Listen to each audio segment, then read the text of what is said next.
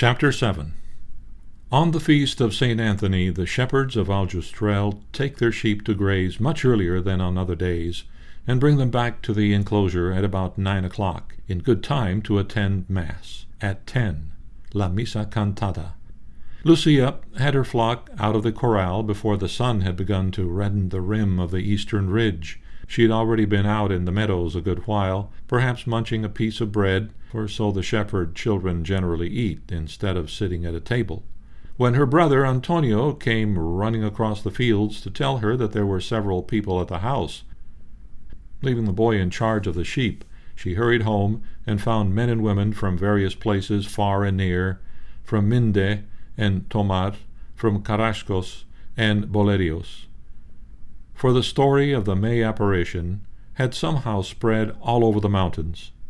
Many believed it, others were merely curious to see what would happen, and quite a number had taken the trouble to get up before dawn and walk over the hills to accompany the children to Covadaidia.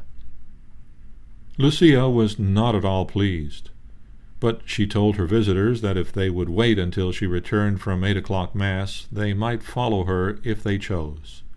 Then she departed for Fatima. They waited patiently for some 2 hours or more under the fig trees near the house. Naturally, their presence was not very agreeable to Maria Rosa and her eldest daughters, and many acid comments were passed about the whole proceeding in general, and their folly in particular. This did not discourage the pilgrims. They waited, looked around, laughed, talked quietly, until Lucia returned from Mass. It was about 11 o'clock when the child finally left home, with the strangers fanning out on either side of her. I felt very bitter that day, she remembers, for the disdain and contempt of her mother and sisters had cut her to the heart. I recalled the times that were past, and I asked myself, where was the affection which my family had had for me only a little while ago? And now to be followed through the village by all these impertinent strangers, who asked her 1,000 questions. She began to weep as she walked along. Her face was wet with tears when she stopped at the Marto house. "Don't cry," said Jacinta when she saw the red eyes and quivering lips. "Surely these must be the sacrifices that the angel said God was going to send us. That is why you suffer, and to make reparation to him, and to convert sinners." Lucia dried her eyes, and the three, followed by the strangers, walked briskly down the main road and over the fields for half an hour or more.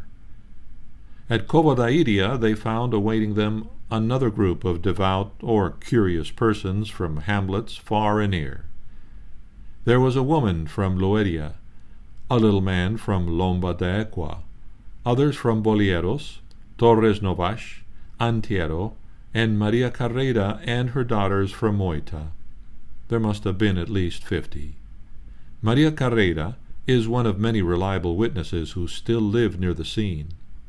It was there, in fact, that I spoke with her in the summer of 1946, for she's the caretaker of the shrine and is known as Maria da Capellina. A widow of 75, always dressed nearly in black with a kerchief of the same color over her white hair. She looks younger than she is, for she is straight, slender, and quick in her motions. She has the serenity of one who has nothing more to ask of life. Her blue-gray eyes are calm, honest, searching, intelligent. She remembers clearly how she happened to be at Covadaidia on the feast of St. Anthony, 1917. She'd been planning it for weeks. 2 or 3 days after the May apparition, her husband had been working with Antonio Abobora, the father of Lucia, weeding a garden, and he came home with a strange story. Antonio had told him that Our Lady had appeared at Covadaidia to his youngest daughter and to 2 of the children of his sister Olympia, who was married to T. Marto. Carrera thought it was crazy nonsense, but his wife took it seriously. Their son John was a cripple, hunchbacked, with knees that crossed and knocked together as he walked. Maria clutched at the thought that it might be true, and that Our Lady might return the following month and cure the lad. As soon as Lucia reached the place, according to the story Maria Carrera told Father de Marchi, and confirmed to me last summer, she stopped about 9 feet from an hacienda, facing east, with Jacinta on one side of her and Francisco on the other. Presently they all sat down to wait, for it was not quite noon, and the crowd also began to relax. Some opened their wicker baskets and drew forth loaves of bread and bottles of wine. A few offered the children bits of food, which they declined, though they did accept oranges, holding them in their hands. Jacinta began to play, until Lucia told her to stop. A girl from Boledos commenced to read in a loud voice from a prayer book. Maria Carrera, who had been ill, felt faint from standing. "Will Our Lady delay much longer?" she inquired. "No, Senora, not very long," replied Lucia, scanning the eastern sky. They all said 5 decades of the Rosary.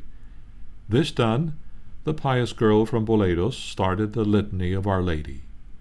Lucia interrupted her, remarking that there would not be time. Then, arising from the ground, she cried, "Jacinta, there comes Our Lady! There's the light!" The 3 children then ran to the hacienda, and the crowd closed in behind them. Maria Carrera still remembers the details of the scene with some vividness. She says, "We knelt on the bushes and the gorse.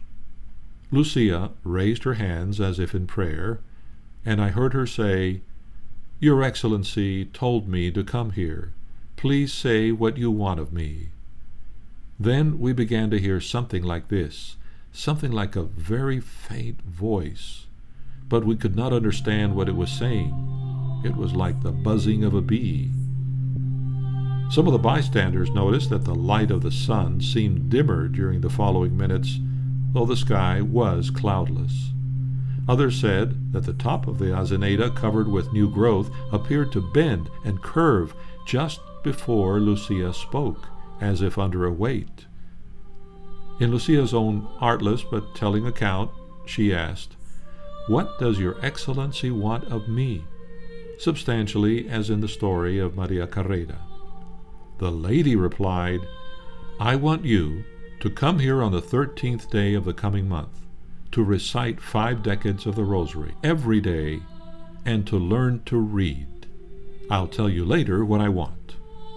According to Lucia, in her notes, the word Our Lady used was tercio, meaning a third, that is, 5 of the 15 decades of the Rosary. Lucia then asked for the cure of a certain sick person. "If he is converted, he will be cured during the year," was the reply. "I should like to ask you to take us to heaven," continued the child. "Yes, Jacinta and Francisco, I will take soon, but you remain here for some time more. Jesus wishes to make use of you to have me acknowledged and loved. He wishes to establish in the world the devotion to my Immaculate Heart." Lucia, dismayed, asked, "I stay here? Alone?" "No, daughter. And do you suffer a great deal? Don't be discouraged. I will never forsake you. My Immaculate Heart will be your refuge and the road that will conduct you to God." With these last words, she opened her hands as she had on the previous occasion, and again communicated to them the light that streamed in 2 rays from her palms, enveloping the children as in heavenly radiance. "In it we saw ourselves as if submerged in God," wrote Lucia. "Jacinta and Francisco seemed to be in the part of this light that went up from heaven, and I in that which spread itself over the ground. Before the palm of the right hand of Our Lady was a heart encircled by thorns, which seemed to have pierced it like nails. We understood that it was the Immaculate Heart of Mary, outraged by the sins of humanity, for which there must be reparation. We need to note that in addressing Lucia alone, Our Lady always used the tender singular form tú instead of the formal usted or you. In looking at Memoir 4, page 37 and 38, the revelation of the Immaculate Heart devotion has been called the June secret in some accounts. Lucia has explained that Our Lady did not ask to have it kept secret.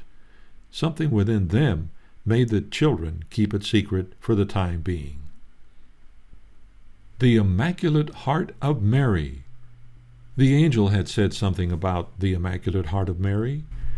Through the infinite merits of his most sacred heart and of the Immaculate Heart of Mary, I beg of you the conversion of sinners. Now the children saw both Jesus and Mary in that vision of the most blessed Trinity that enfolded them. Our Lady seemed neither sad nor joyful, but always serious. But the impression left by the Word of God, on the mind of Francisco at any rate, was one of infinite sadness. As this tremendous revelation faded from their view, the Lady, still surrounded by the light which emanated from her, arose without effort from the little tree and glided swiftly toward the east until she could be seen no longer. Some of the people standing around noticed that the new leaves on the top of the Azeneda were drawn in the same direction, as if the lady's garments had been trailed across them, and it was several hours before they gradually returned to their usual position. Lucia remained looking at the vast emptiness of the sky. Maria Carrera heard her say, "Pronto! Now she can't be seen any more. Now she's entering heaven. Now the doors are being shut." The people were intensely excited. Though none of them had seen the lady, it was evident that something extraordinary had occurred. Some began to ask questions of the children, others to dispute among themselves. Many were examining the Azeneda and exclaiming over the discoloration of the new growth. A few were plucking the top leaves for relics or souvenirs, and there would probably have been nothing left of the poor bush if Lucia had not had the presence of mind to ask them to take only the lower ones, which Our Lady had not touched. Maria Carrera was gathering some of the rosemary which grew all about, filling the air with its sharp fragrance. She was already thinking of setting up an altar or a shrine on the spot. "Let's say the rosary," said someone. "No, the litany," cried another. "We have to say the rosary on the way home." Reciting one or the other, they broke up into small groups and moved off slowly in various directions. It wasn't until about 4 o'clock that Lucia and her companions were able to set out for Aljustrel, followed by a few of the more curious spectators, who still pestered them with questions and supplications. Some of them were inclined to be flippant. "So, Our Lady didn't say anything to you this time, Jacinta?" No reply. "What's this, Francisco? Are you still here? Didn't you go to heaven?" "What did she say to you, Lucia? Come on, tell us." The children resented this sort of questioning.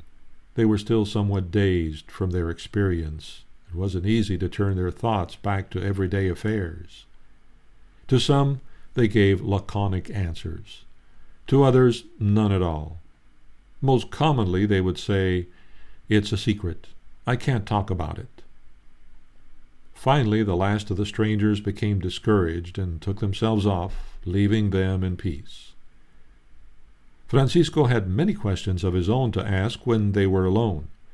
As on the first occasion in May, he'd seen all that Jacinta and Lucia had seen, but had heard nothing that the lady said, only the voice of his cousin. And even after they had explained everything to him, he was still puzzled about many details, especially about the reference to the Immaculate Heart. Yes, he had seen the heart, and could not forget the rays of light from the lady's hands, which he had felt penetrating his own breast. But why was Our Lady with a heart in her hand, he persisted, scattering on the world such a light that is God? You were with Our Lady in the light I saw on the ground, Lucia, and Jacinta and I were going up toward the sky. "It's this way," said Lucia. "You and Jacinta are soon going to heaven. and I stay with the Immaculate Heart of Mary for some time longer on earth. How many years will you stay? I don't know. Plenty. Was it Our Lady who said so? It was, and I saw it in that light that struck us in the breast. That's right, put in Jacinta. I saw that too. At this point, Francisco yells out, I'm going to heaven soon. And from then on, he often said it ecstatically. Jacinta and I are going to heaven soon. Heaven, heaven. The two younger children ran home full of joy, while Lucia, more thoughtful, went on her way alone to her own house. When Jacinta and Francisco burst in, T. Manuel and his Olympia had just returned from the fair with 2 fine, fat oxen, with which they were well pleased. Other members of the family had been at the festivities at Fatima, but the 2 youngest children became the center of attention the moment they appeared in the doorway. "We saw the lady again, Mother," cried Jacinta, "and she told me that I'm going to heaven soon." "Nonsense," said Olympia. "What lady?" "The beautiful lady. She came again today." "Beautiful?" repeated one in the family. "Is she as pretty as so-and-so?" "Much, much prettier." "Is she as pretty as that saint in the church with so many stars on her mantle?" demanded another, referring to the image of Saint Quinteria at St. Anthony's. "No, much, much prettier." "As pretty as Our Lady of the Rosary?" "Much more yet." All of these items are mentioned in Memoir 4, pages 9 and 10. "Well, what did she tell you this time?" "To say the Rosary and to go again every month until October." "Is that all?" Jacinta felt perhaps that she had said too much already. "The rest is a secret." "Oh, a secret, a secret. Tell us the secret." But nothing could persuade either of the children to do that. T. Marco has often chuckled over this conversation. "All the women wanted to know what the secret was," he reminisces, "but I never asked them. A secret is a secret, and it has to be kept." Lucia, meanwhile, was being received by a much more skeptical and less cordial audience. Her insistence that Our Lady had appeared to her a second time made no impression on a family already convinced that she had become an unconscionable liar. On the contrary, it fanned the holy indignation of Maria Rosa almost to the combustion point. To think that 50 persons had made fools of themselves by going to Covadairia, and all on account of her good-for-nothing Lucia, who was bringing her so fast to her grave. During the next few days, Maria Rosa became yet more exasperated, if that's possible. Almost every person who liked to gossip that she knew brought her evidence of the tremendous sensation that her daughter had caused, even in the remotest corners of the Serra. Most of the witnesses had believed in the apparition. Hence the news had been scattered profusely in all directions, and although many still doubted, nothing else was talked about.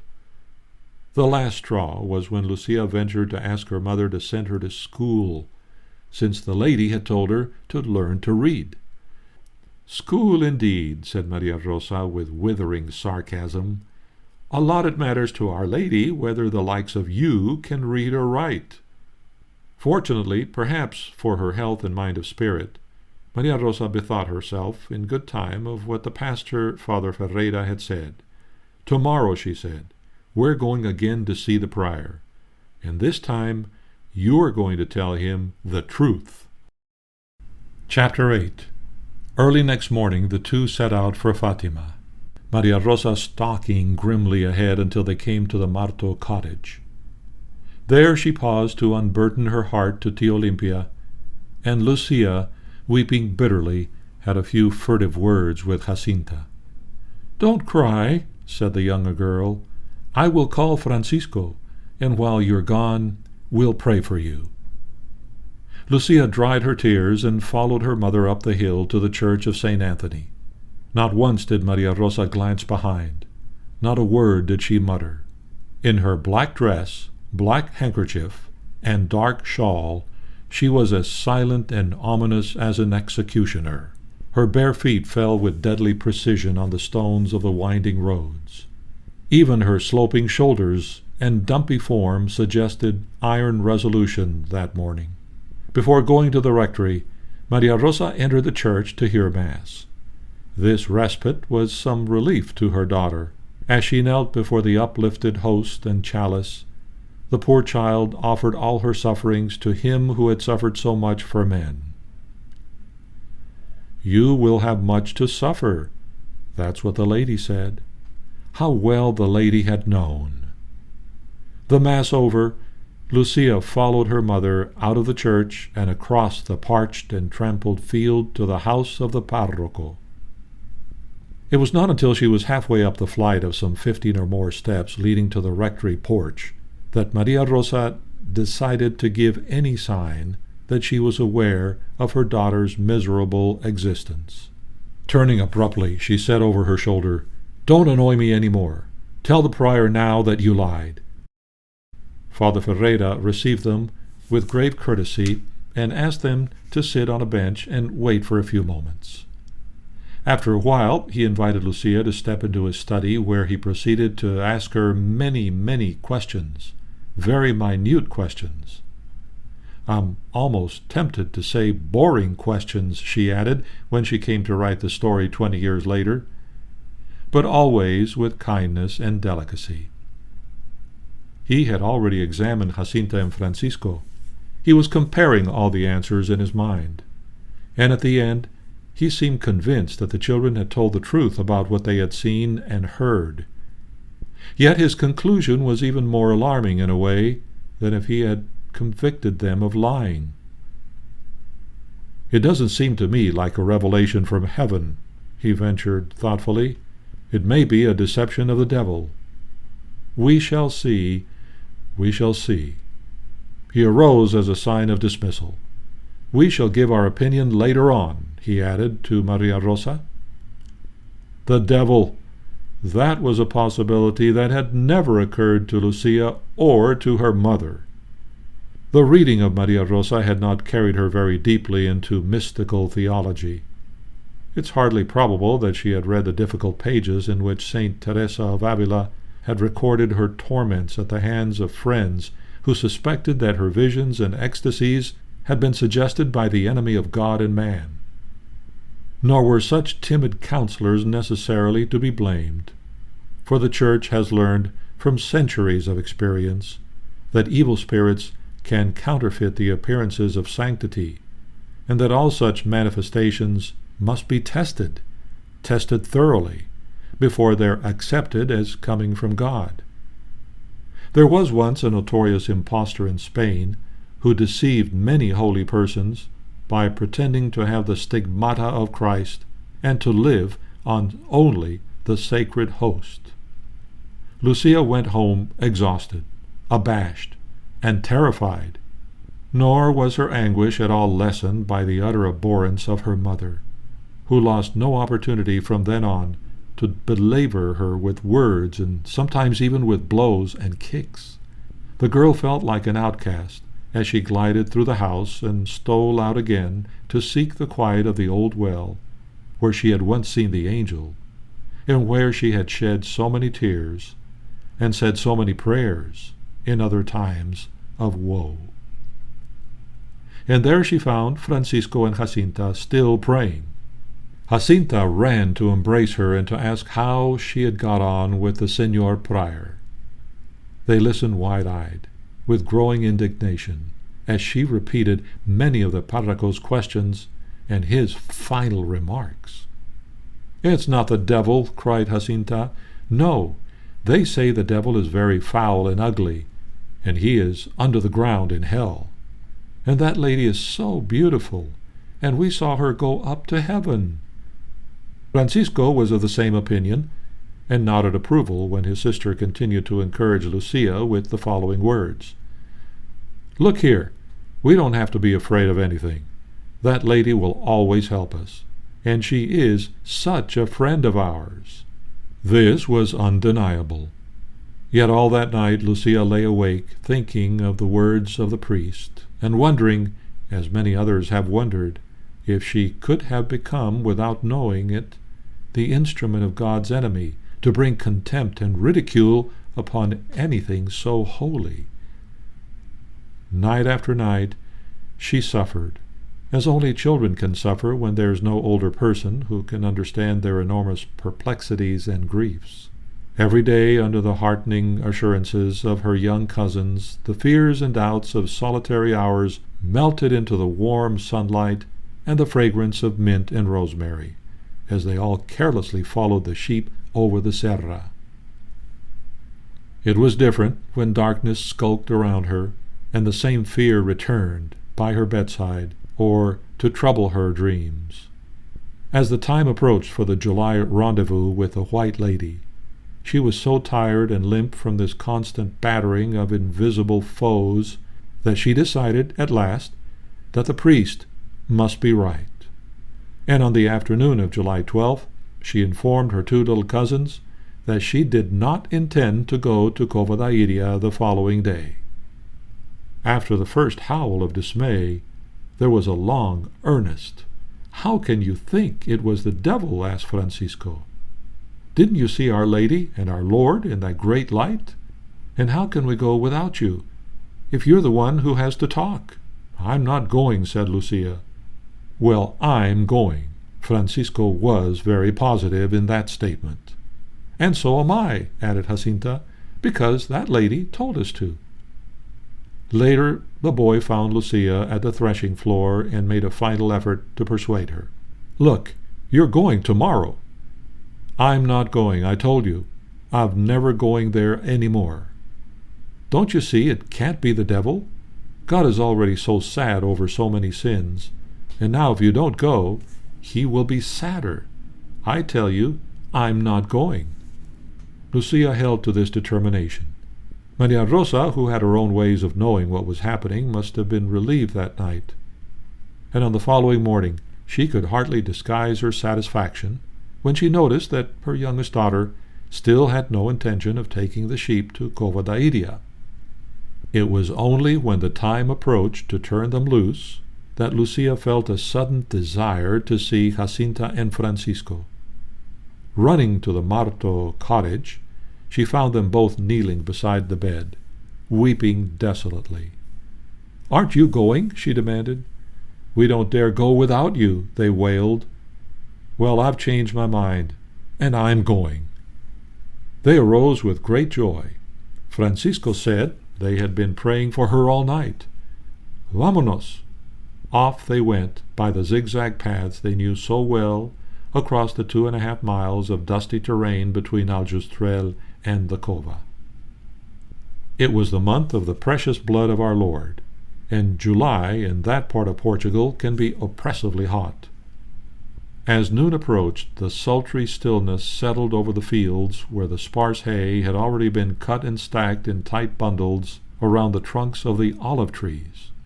Sweating men and boys who had been digging the first little round potatoes from the red soil with great pronged hooks began to steal away early for their siestas.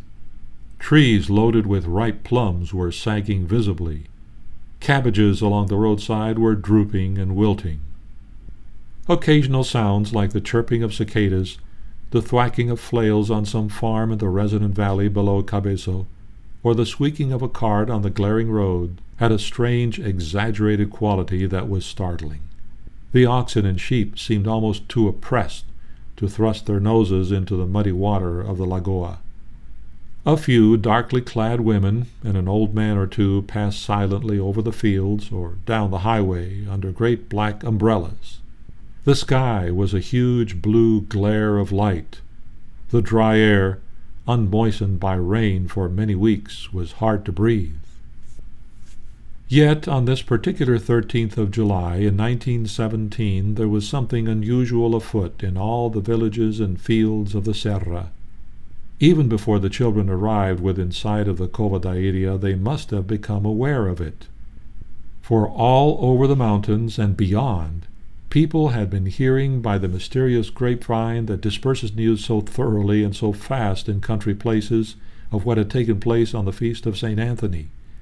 An astonishing number had made up their minds to be on hand for the next apparition. Maria Carrera had come again from Moita, bringing her crippled son, her incredulous husband, and all her daughters. Among the most fervent believers was another resident of Moita, one José Alves, who had told the prior of Fatima to his face that his theory about dialogical intervention was all nonsense. For who had ever heard of the devil inciting people to pray? When Timarto arrived, for he had decided to take the day off and see what his children were up to, the crowd was so dense that it took him a long while to elbow his way through to where Jacinta stood with Francisco and Lucia. Portuguese crowds are orderly and well-behaved as a rule, but this one troubled him a little. The power of the world, he reflected philosophically.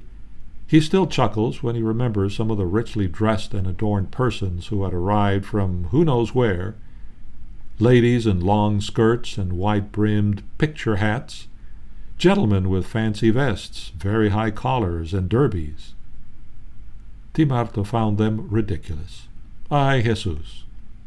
There were fine gentlemen who came to laugh and to make fun of people who didn't know how to read handwriting. But it was we who had to laugh at them. Oui, poor little wretches, they didn't have any faith at all.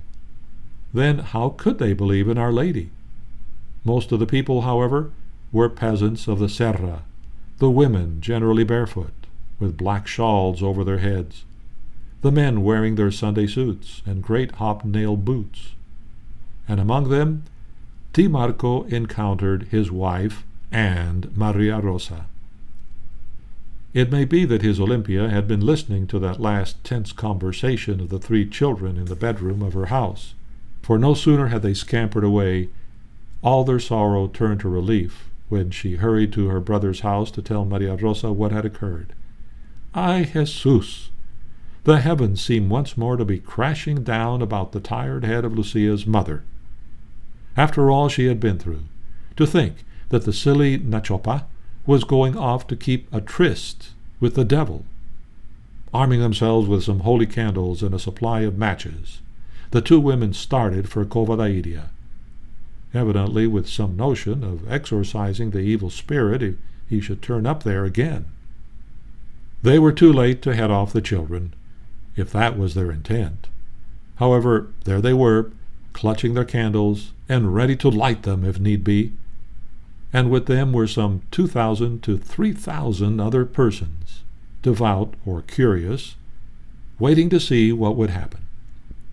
The children in the center of the throng were now reciting the rosary and gazing with expectancy toward the east. They paid no attention to a rude woman who was berating them as impostors.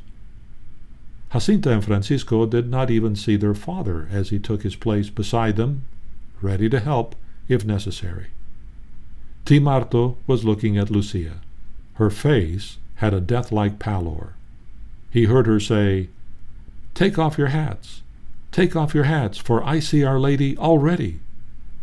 He saw something like a small cloud descend upon the Azineda, and suddenly, as the sunlight became dimmer, a cool, fresh breeze blew over the hot serra.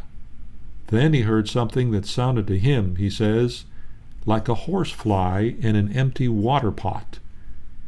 But neither he, nor Maria Carrera, nor any of the rest, except the children, could distinguish any words. By this time all the stimuli of the sensory world, the crowd, the sun, the breeze, all the trivialities of space and time, had fallen away from the three young mystics as some supernatural force descended upon them and drew them up into that white radiance, where once more, with inexpressible joy, they saw the Lady glide to the top of the little tree. "What do you want of me?" asked Lucia as before. "I want you to come here on the 13th day of the coming month, and to continue to say 5 decades of the Rosary every day in honor of Our Lady of the Rosary, to obtain the peace of the world and the end of the war. Lucia said, "I wish to ask you to tell us who you are and to perform a miracle so that everyone will believe that you have appeared to us." Answered the lady, "Continue to come here every month. In October, I will tell you who I am and what I wish, and will perform a miracle that everyone will have to believe." Here Lucia thought of some requests that various people had asked her to present. "I don't remember just what they were," she wrote in 1941, but it is believed that one of them was for the cure of Maria Carreira's crippled son, and the lady is said to have answered that she would not cure him, but would give him a means of livelihood if he would say his rosary every day. What Lucia now recalls is her insistence on the daily use of the rosary to gain graces during the year. "Sacrifice yourselves for sinners," she repeated, and say many times, especially when you make some sacrifice, "O Jesus, it is for your love, for the conversion of sinners, and in reparation for the sins committed against the Immaculate Heart of Mary." As the lady spoke the last words, she opened her lovely hands as before, and poured down from them the revealing and penetrating radiance that had warmed the hearts of the children on the previous occasions. But this time it seemed to pass into the earth, disclosing beneath, and these are Lucia's words written in 1941, a sea of fire, and plunging in this fire the demons and the souls as if they were red-hot coals, transparent and black or bronze-colored, with human forms, which floated about in the conflagration, borne by the flames which issued from it with clouds of smoke, falling on all sides as sparks fall in great conflagrations, without weight or equilibrium, among shrieks and groans of sorrow and despair, which horrify and cause to shudder with fear. The devils were distinguished by horrible and loathsome forms of animals frightful and unknown, but transparent, like black coals that have turned red-hot. The children were so frightened that they would have died, they felt, if they had not been told they were all going to heaven. After gazing in fascinated horror at the gruesome spectacle which not even St. Teresa has described more fearfully, they raised their eyes as if in desperate appeal to the lady who stood gazing down on them with somber tenderness. "You see hell, where the souls of poor sinners go," she said. "To save them, God wishes to establish in the world the devotion to my Immaculate Heart. If they do what I will tell you, many souls will be saved, and there will be peace. The war is going to end, but if they do not stop offending God, another and worse one will begin in the reign of Pius XI. When you shall see a night illuminated by an unknown light, know that it is the great sign that God gives you that He's going to punish the world for his crimes by means of war, of hunger, and of persecution of the Church and of the Holy Father. To prevent this, I come to ask the consecration of Russia to my Immaculate Heart, and the communion of reparation on the first Saturdays. If they listen to my requests, Russia will be converted, and there will be peace.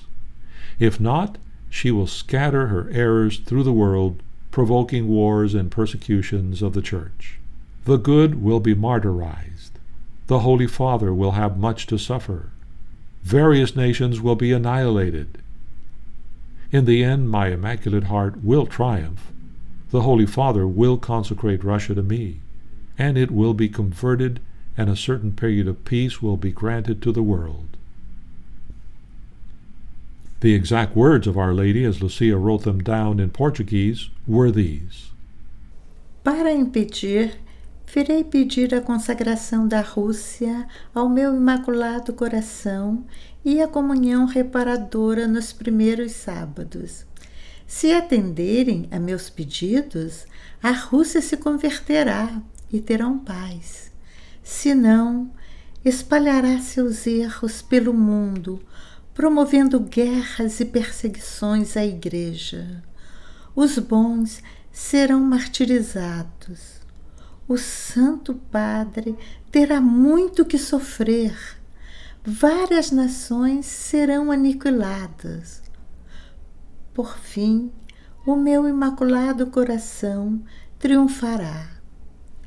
O Santo Padre consagrar-me-á à Rússia, que se converterá e será concedido ao mundo algum tempo de paz.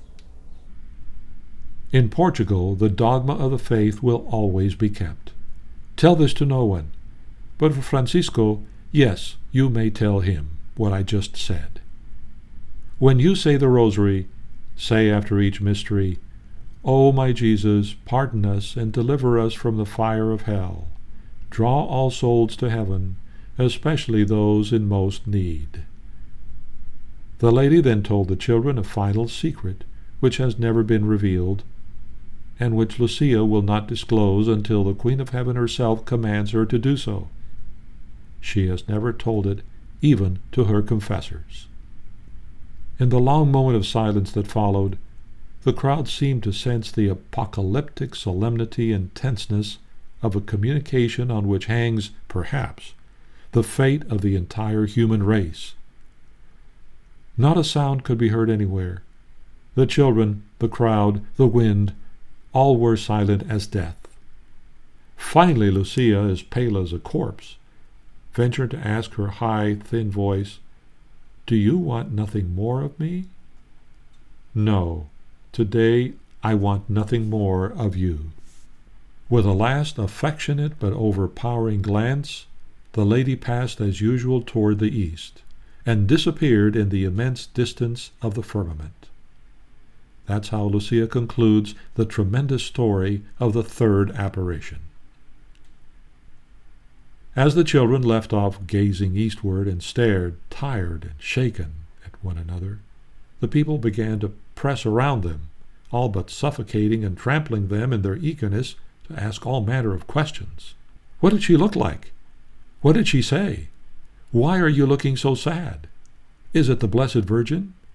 Will she come again? It's a secret, said Lucia. It's a secret. Good or bad? Good for some, for others bad. And you won't tell us? No, sir. It's a secret, and the lady told us not to tell it.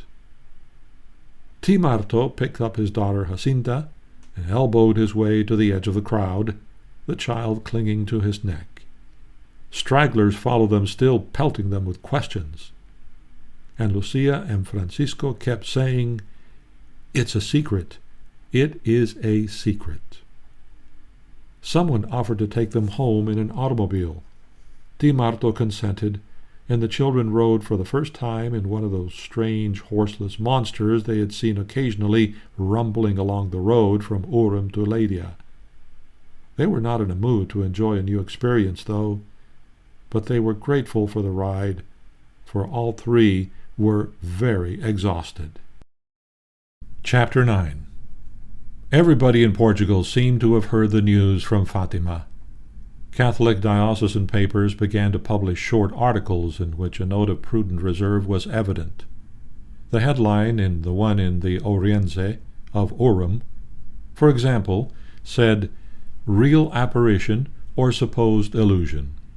More generous with its space, if not with its approval, was a secular press almost wholly and openly devoted to the anti-Catholic revolution.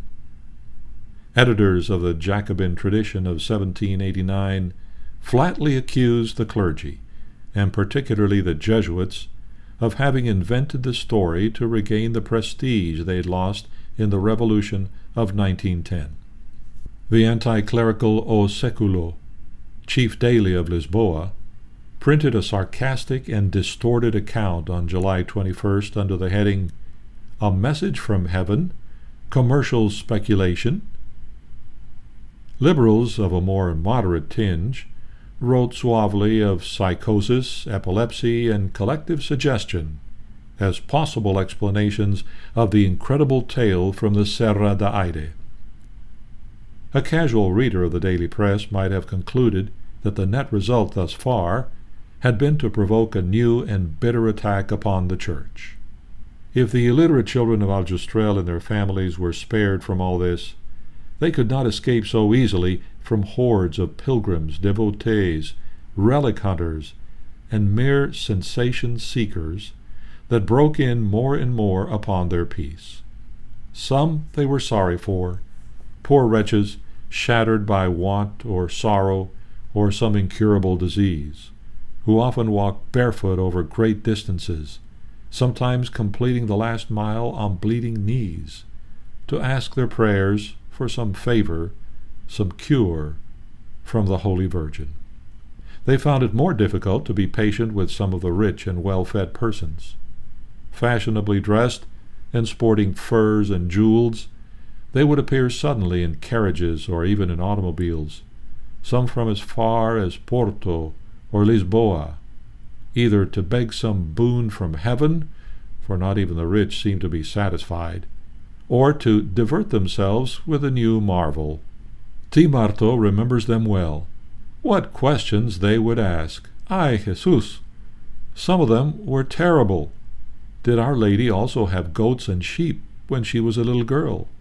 Did Our Lady ever eat potatoes? What questions! It was a scandal, that's what it was. Francisco, like his father, resented the smug, complacent stupidity of the nabobs and all the inquisitions and caresses to which they subjected him. One day he even turned on Jacinta, boy-like, and said, "It's too bad you didn't keep quiet. Then nobody would know it, if it wasn't a lie."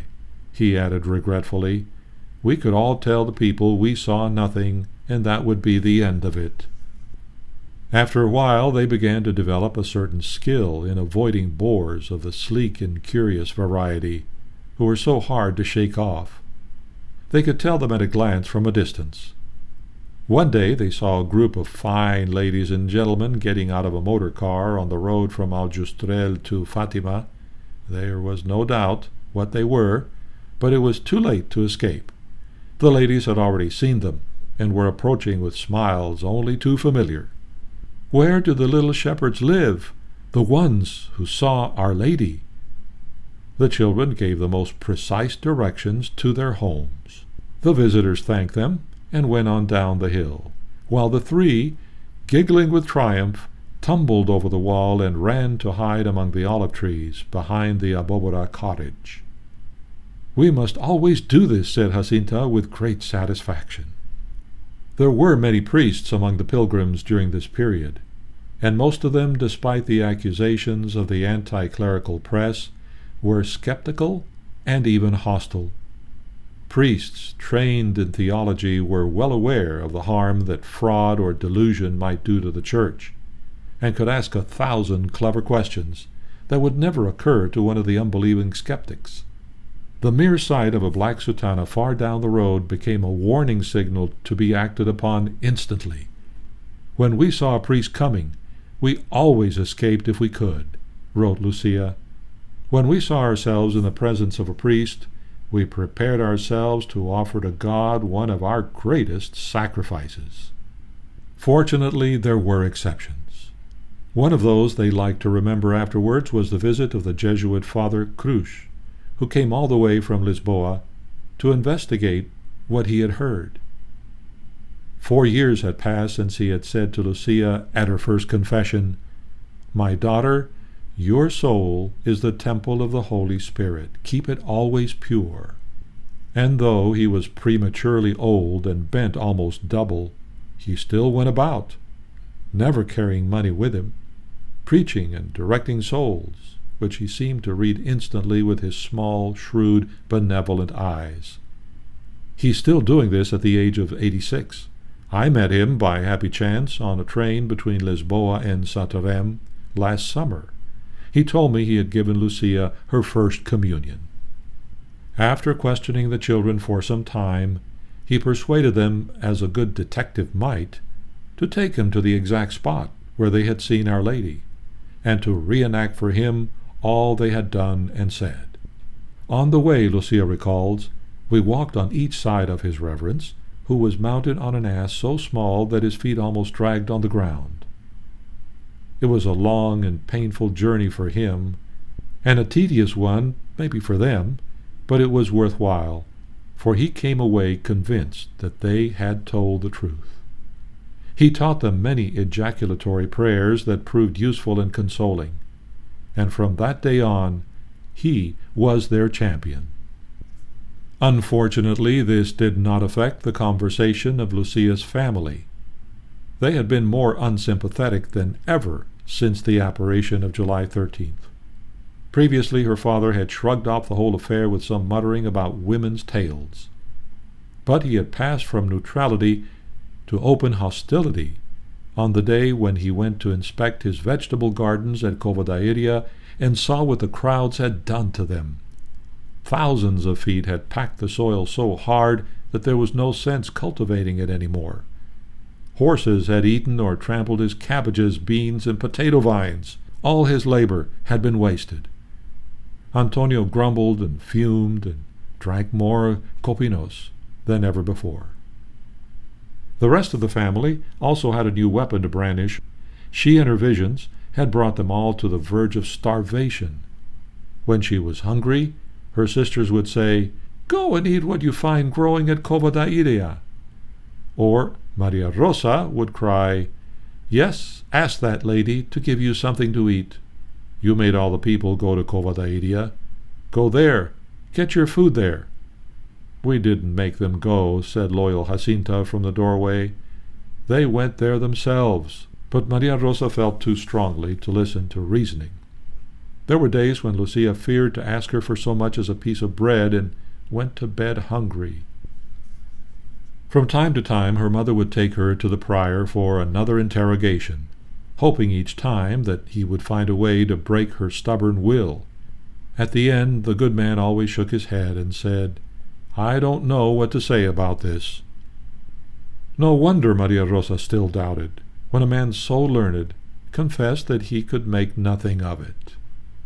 It was only at Cabezo or Balinos or in the hills near Covadairia that Lucia could find any peace or solace at all, and even there the discussions of the three children had taken on a somber and more thoughtful tone since the breathtaking revelations of July 13th.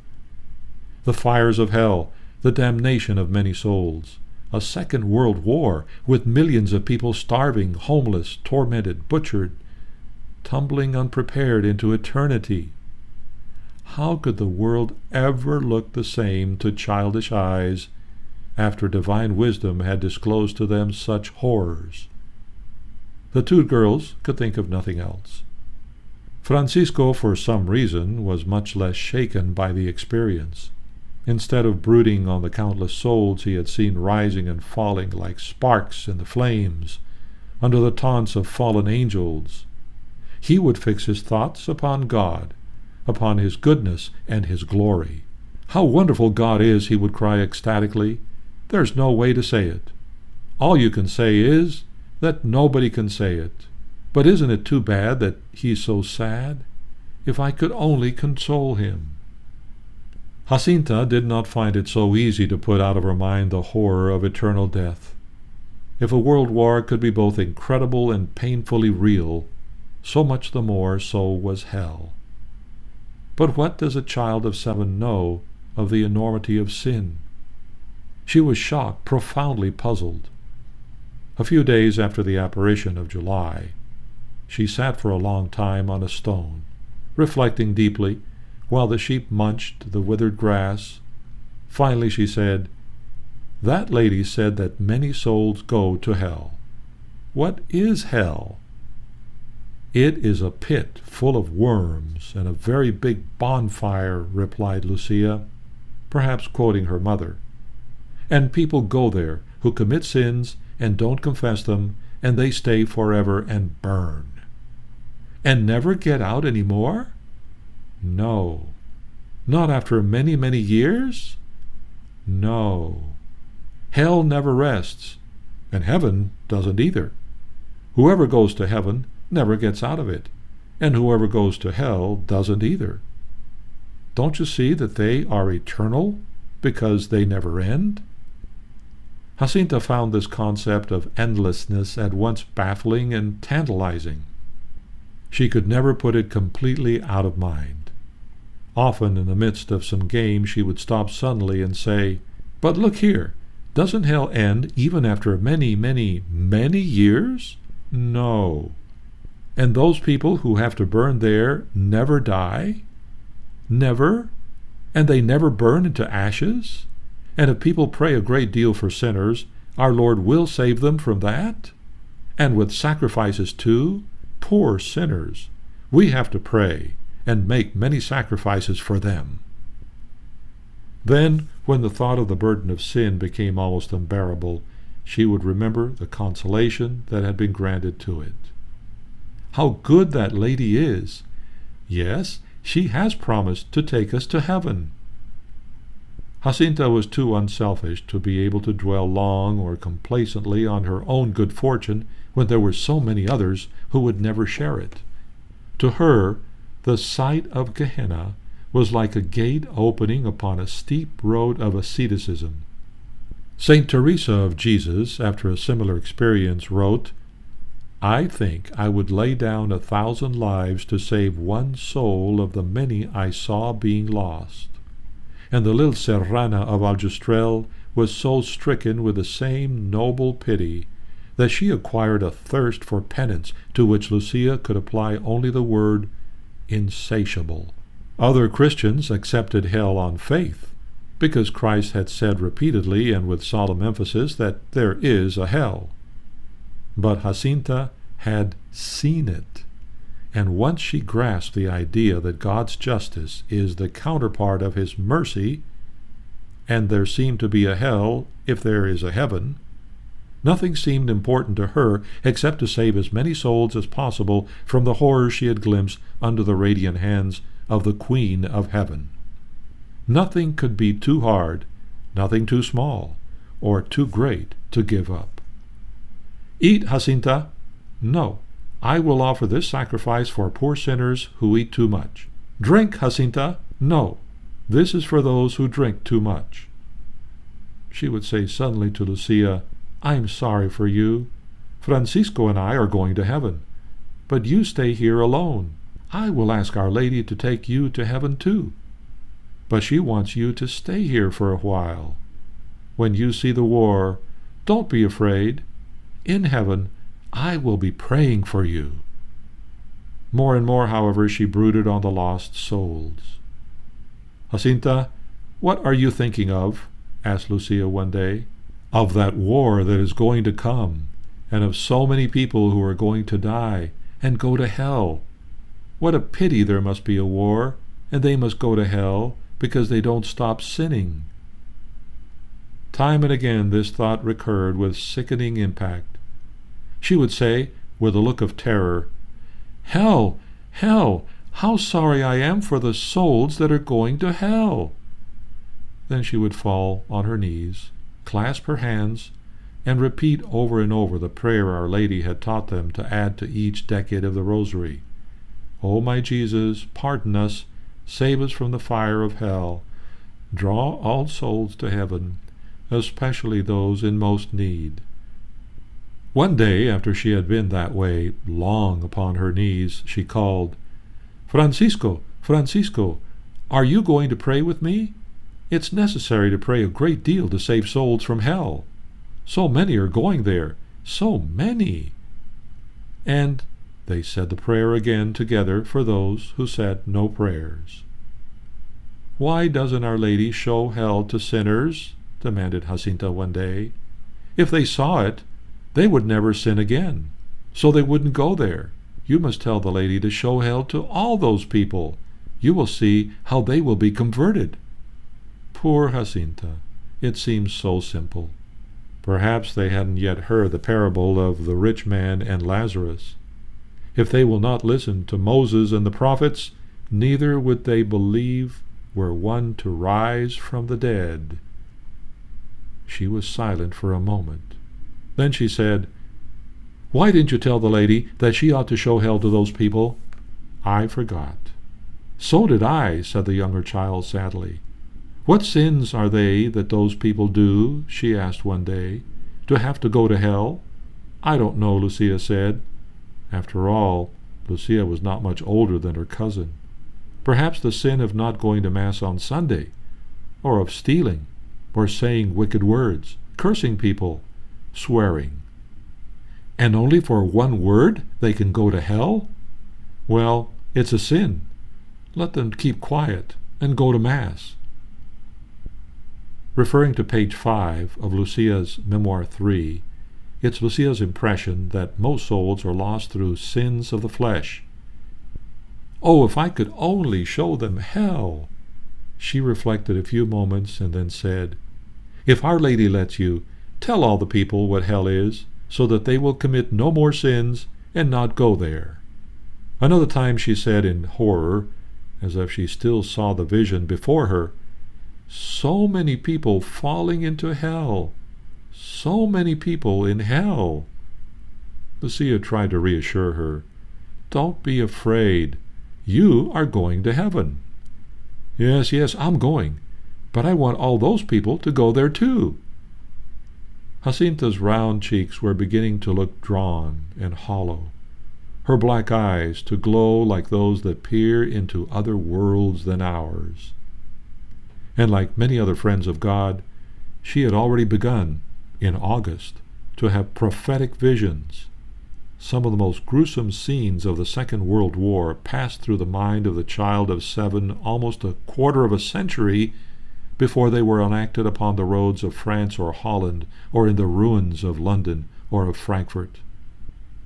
One hot day, when they were sitting on the rocks at Cabezo, lazily watching the listless sheep below, she suddenly prostrated herself and uttered the prayer the angel had taught them.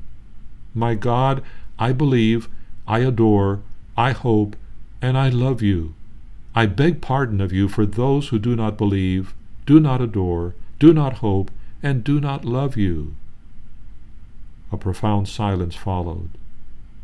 Then the little girl said to Lucia, "Don't you see such a long street? So many roads and fields full of people weeping with hunger, and they have nothing to eat? And the Holy Father, in a church before the Immaculate Heart of Mary, praying? And so many people praying with him?" Possibly this referred to the consecration of the world to the Immaculate Heart by Pope Pius XII in 1942. But there was much more about the Pope, or a Pope, in the visions of Jacinta, and she was so disturbed that she wanted to tell everybody, so that all good Christians would pray unceasingly for the Pope. "Can I say that I saw the Holy Father and all those people?" she asked. Lucia answered, "No. Don't you see that that makes part of the secret, and that then it will be discovered?" "All right, I won't say anything then." Nevertheless, Jacinta continued to worry constantly about the future Pope. On one very hot afternoon, when even the sheep were nodding in their shelter, the 3 children were sitting under the olive trees on the stone slabs that covered the well behind the house of Antonio Abobora. Francisco became restless and began to look for some wild honey among the flowers that grew in a little bramble thicket nearby. Lucia was soon joining him, doing likewise. Jacinta remained sitting on the edge of the well, staring into space. Presently they heard her say, "Don't you see the Holy Father?" "No." "I don't know how it is. I see the Holy Father in a very large house, on his knees, before a table, with his hands over his face, crying. In front of the house there are many people, and some are throwing stones at him, and others are cursing him and saying very foul words to the Pope. Poor little Holy Father, we must pray for him a lot." Who was this vicar of Christ that Jacinta saw stoned by a mob? There's a story in Portugal that Lucia has reason to believe that it may be Pope Pius XII.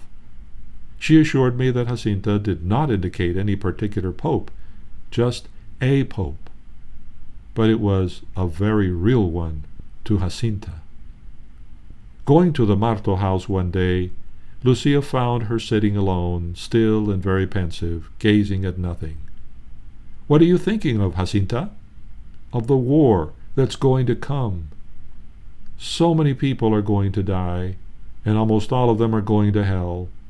Many houses are going to be knocked down, and many fathers will be dead.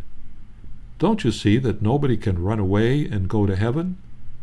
It's true, you can't. But don't be afraid. In heaven, I will pray a great deal for you, and for the Holy Father. I must. And for Portugal, so the war won't come here. And for all the priests. In her simplicity, Jacinta would say, I wish I could see the Holy Father. Why doesn't he come here if so many other people can come? Lucia explained how far Rome was and what a busy man the Pope must be. With a world war going on and a devotion to the Immaculate Heart to establish, and Russia to be converted so that the world might have peace, it was quite possible that he had not even heard of Aljustrel. Jacinta took seriously the apostolate that had come to her. Persons who spoke with her found themselves turning a little more to prayer. T. Marto and his wife had somewhat neglected the rosary. Jacinta told them Our Lady wanted every family to say it together every day. After some insistence on her part, they resumed the old custom, and began to like it. It was hard to resist Jacinta. She was so earnest, so persistent. Yet most days she seemed as light-hearted as ever as she followed the sheep in the August sunshine. Sometimes she would dance and play games while they grazed. Or, as she went about picking blue flowers or chasing white butterflies, she would make up little songs to some of the brief prayers that Father Cruz had taught her. Passers-by would hear something like, Jesus, I love you, Immaculate Heart of Mary, save the poor sinners. They would hear those words floating over the moors in a clear high voice that seemed to summon from another world melodies never before heard in this one. There was a certain brooding sadness, though, under her gaiety, as if she knew what lay at the end of the road she had taken. Perhaps it was one of the first and surest signs of the validity of the spiritual experiences of these three shepherd children, that the world which had persecuted Christ and his saints was already resentful of their work and ready to avenge itself upon them in one way or another. The anti-clerical press continued to jibe and grumble. In fact, its indignation had reached the point where rhetoric flowers into rank political action. A few days before the 13th of August, when people all over Portugal were wondering whether there would be another apparition at Cova da Iria, T. Marto and Antonio Abobora received formal notices from the administrator of the Council of Oram, head of the district to which Fatima and Aljustrel belonged, ordering them to present their children, the ones who had disturbed the public peace so notoriously, at the town hall of that city for trial at the hour of 12 noon on Saturday, August 11th, 1917. Chapter 10. The administrator of Oram at that time was Arturo de Oliveira Santos, by trade a blacksmith, by temperament both an idealist and a materialist. If his idealism had prevailed, if he'd been able to place his zeal and imagination and his tenacity of purpose at the service of the Church, he might conceivably have become a bishop, a missionary, even a saint. For some obscure reason, he had chosen early in life to follow his own impulse and his own interest. Yet there was something in his nature that found it impossible to love the naked and searing form of materialism. Like most human beings, he had to veil that terrible figure with some rags of principle before he could take it to his heart. The draperies were supplied him gladly by the leaders of that revolution which for centuries has been maneuvering to place the Church of Christ in the state of siege in which she now stands in Europe. Thus, inevitably, he became a devout and tireless member of what might be called the mystical body of this world. Mystical? Yes, for the invisible head of a kingdom devoted to uprooting the work of Christ must obviously be the disfranchised spirit of revolt, of whom he said, "The prince of this world cometh, and in me he hath not anything, and of whose followers he remarked ironically, the children of this world are wiser in this generation than the children of light. As one of those wise children of the flesh, Arturo had logically set out, as a young worker, to cultivate all persons and institutions that might help him reap the fruits of the choice he had made. At 26, he joined the Grand Orient Lodge at Lyra, under the very shadow of that Gothic ruin where St. Isabel had wept and prayed. He became indoctrinated with the esoteric lore of a syncretistic and naturalistic religion which had been the chief opponent of the Catholic Church in modern times, and which already boasted that by planning and carrying out the Portuguese Revolution of 1910, it had taken a long step toward the total elimination of Christianity in the Iberian Peninsula. In 1911, the Grand Orient Chief, Maganes Lima, was able to predict that in a few years no young man would wish to study for the priesthood, and Alfonso Costa would assure all his Masonic brethren and some delegates from the French lodges that one more generation would see the finish of Catholicism, the principal cause of the sad condition into which our country has fallen. Indeed, there was much evidence to support the prediction, if not the accusation. In 1911, the new masters of Portugal seized church property, scattered, imprisoned, and exiled hundreds of priests and nuns, and gave the Cardinal Patriarch of Lisboa 5 days to leave that city, never to return. Refugee priests and religious fled to France and elsewhere. Some knelt at Lourdes and begged the Mother of God to help their unhappy country, once proud to call itself her land, now a spectacle of anarchy and unbelief, with a new revolution every month. Arturo de Oliveira Santos owed his success in life, such as it was, to the miseries of the Church. Perhaps he had not intended this. His wife seems to have been a Catholic of sorts, and all his children had been baptized, though their names, Democracia, Republica, Libertad, and so on, smelled more of the lodge than of the sacristy. Perhaps in a dim corner of his mind there smoldered a vague hope of sending for a priest if he should ever find the world slipping from under him and eternity yawning beneath. But all was going his way when he moved his smithy, which he called appropriately the Forge of Progress, to the city of Urim.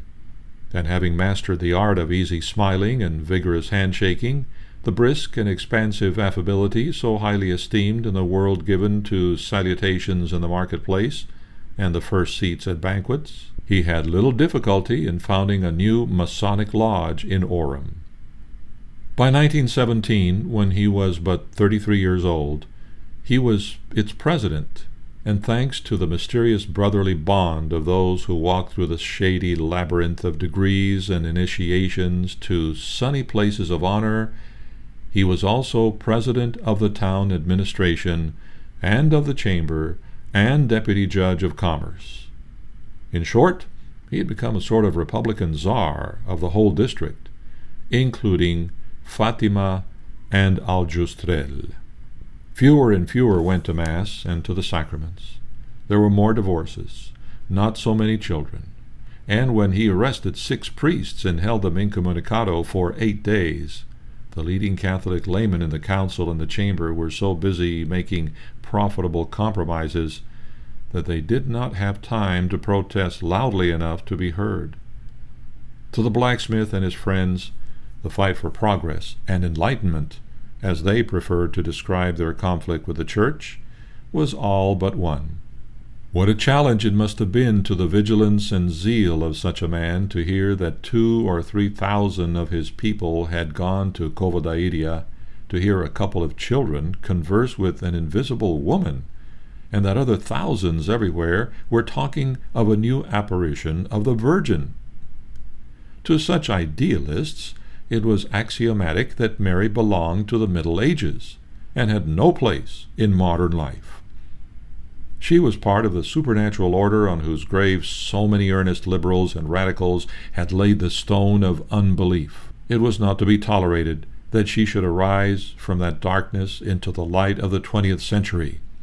The whole Masonic press resounded with a clarion call against what liberal editors called an invasion of mysticism, a revival of reaction and superstition, a wanton act of aggression on the part of the clergy. Moved to indignation by these and similar protests, the administrator of Urim decided to take a firm stand. Hence the order to the parents of the children to present them for trial. The two fathers in Aljustrel reacted characteristically. "There's no sense in taking such young children before a court of that kind," said T. Marto.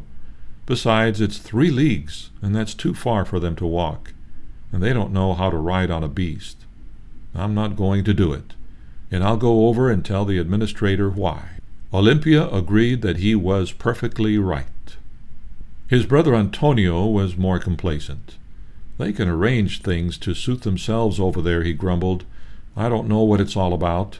He was inclined to agree with his wife Maria Rosa that if Lucia was lying, it would be a good thing to have her taught a lesson, while if by chance she was telling the truth, though they both doubted this, Our Lady would take care of Lucia. Lucia heard these discussions and thought bitterly, "How different my father is from my uncle and aunt. They put themselves in danger to defend their children, but my parents turn me over with the greatest indifference, that they may do with me what they will. But," she argued with herself, "patience. I expect to have to suffer more for thy love, O my God, and it is for the conversion of sinners." On the morning of Saturday, August 11th, her father set her on the back of a burro, and they started up the hill. Stopping on the way, they found Timarto getting himself a bite to eat, as unconcerned as ever, and he repeated with emphasis that he had no intention of taking his young children before a court, for it was all nonsense. However, he would go and speak for them, and if Antonio was in a hurry, let him go ahead and he would meet up with him at Urim. One of Timarto's material advantages over his brother-in-law was the ownership of a horse. Lucia, meanwhile, had slipped off the burro and had gone to look for Jacinta, whom she told, weeping, what had happened.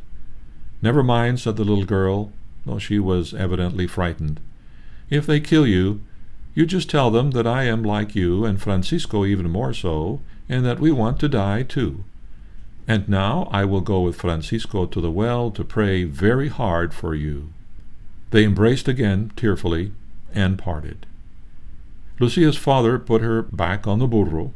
He walked alongside her, staff in hand. The small beast lurched and swung on the hot, glaring road. Now and then Antonio would give him a sharp command or a blow on the flank to expedite his pace. The administrator had expected them at 12 o'clock. The poor burrito did his best, but something had to be sacrificed to speed, and Lucia fell off 3 times in the course of the long journey. The road went uphill and downhill, circling around many a bald slope irregularly crisscrossed with stone walls or bristling with stunted pines. It seemed to Lucia that they would never get there, yet it would be too soon. She was bruised, aching, disheveled, and unhappy when at last they arrived in the ancient Moorish town of Urim. Urim lies sprawled along both sides of the main road, under a terraced and cultivated hill crowned with the noble ruins of an old castle, thrust like a dark thread against a cobalt sky. Antonio led the jouncing burrito over the cobblestones of the main street. He knew where the administration building was. It was closed, however. Not a soul was stirring anywhere about. The heat was suffocating. He prodded the beast along to the marketplace, hoping to find someone to direct him. There he saw the slight figure of a man who had just dismounted from a horse.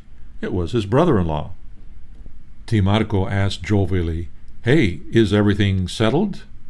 "Settled?" Antonio retorted somewhat hotly and profanely that they had found the place shut and nobody there. Timarco suggested that, as it was high noon, they'd better find something to eat before visiting the administrator.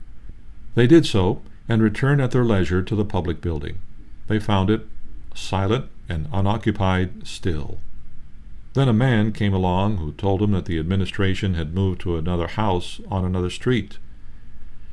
A few minutes later, they were standing in the presence of the local cacique and several of his henchmen. The dark, nervous eyes of Arturo de Oliveira Santos took in the three dusty figures. And the boy? What boy?